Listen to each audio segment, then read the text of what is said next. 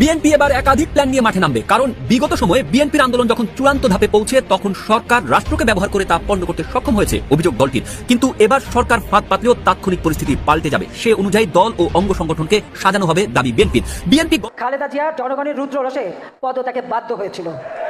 এটা বোধহয় বিএনপি লোকরা ভুলে যায় যে ভোট চুরি করে ক্ষমতায় এসে খালেদা জিয়া তার ক্ষমতা হারিয়েছিল জনগণের আন্দোলনের মুখে। ভোট চুরি করলে এদেশে মানুষ মেনে নেয় না, যে কারণে।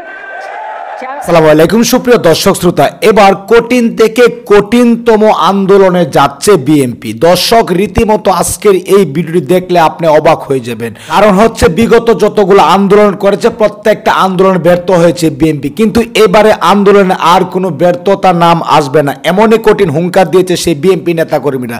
দর্শক রীতিমতো আজকের এই ভিডিওটি দেখলে আপনি অবাক হয়ে যাবেন। অত্যন্ত গুরুত্বপূর্ণ ভিডিওটি, কেউ স্কিপ করে যাবেন না, অবশ্যই না টেনে সম্পূর্ণ ভিডিওটি দেখবেন।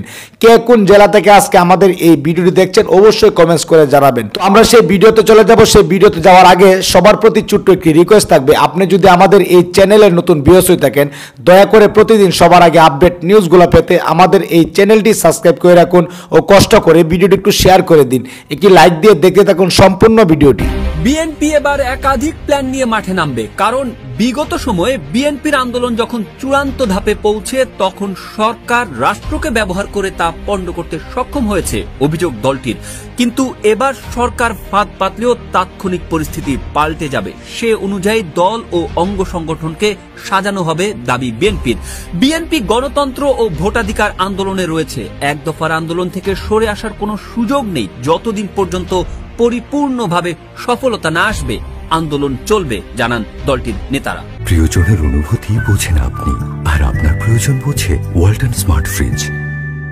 দ্বাদশ জাতীয় সংসদ নির্বাচনের পর কিছুদিন ছেদ পড়েছে বিএনপির এক দফার আন্দোলনে। কালো পতাকা মিছিল ও গণসংযোগের বাইরে এ পর্যন্ত বড় কোনো কর্মসূচি দেয়নি দলটি। বলা হচ্ছে সমমনা দলগুলোর সঙ্গে আরও আলাপ আলোচনা করে পরবর্তী কর্মসূচি ঘোষণা করা হবে। দলীয় সূত্রের দাবি, নানা কারণে এবার কর্মসূচি ঘোষণা হবে ভেবেচিন্তে। এসএসসি পরীক্ষা ও রমজানের কারণে শিগগিরই বড় কর্মসূচিতে যেতে পারছে না দলটি, এজন্য নেতাকর্মীদের সুসংগঠিত ও সংগঠনকে শক্তিশালী করতে চলছে নানা কর্মসূচি। সুবিধাজনক সময়ে টানা কর্মসূচিও দেওয়ার চিন্তা রয়েছে নীতি নির্ধারকদের। এর আগে পরিবেশ পরিস্থিতি বিবেচনায় নিয়ে সময়ে সময়ে ইস্যু ভিত্তিক কর্মসূচি দিবে দলটি। কারাবন্দী দলের শীর্ষ নেতাদের বেশিরভাগ নেতার মুক্তি মিলেছে। এখন 28 অক্টোবরের আগে পরের বিষয়াদি পর্যালোচনা করা হচ্ছে। দেশের অভ্যন্তরীণ ও ভূ রাজনৈতিক সমীকরণ মিলিয়ে নতুন করে এক দফা কর্মসূচির চিন্তা করছে বিএনপি। এ নিয়ে চলছে চুলচেরা বিশ্লেষণ, যাতে কর্মসূচি পালনে কোনো ধরনের দুর্বলতা না থাকে। গত বছরের শেষের দিকে কার্যকরী কর্মসূচি না দেওয়া ও শীর্ষ কেন্দ্রীয় নেতাদের আত্মগোপনে চলে যাওয়ার ঘটনায় বিব্রত খোদ দলটির অনেক নীতি নির্ধারক। এমন পরিস্থিতিতে হাস্যকর কোনো কর্মসূচিতে নতুন করে যেতে চাচ্ছেন না বিএনপি সহ সমমনা দলগুলোর নেতারা।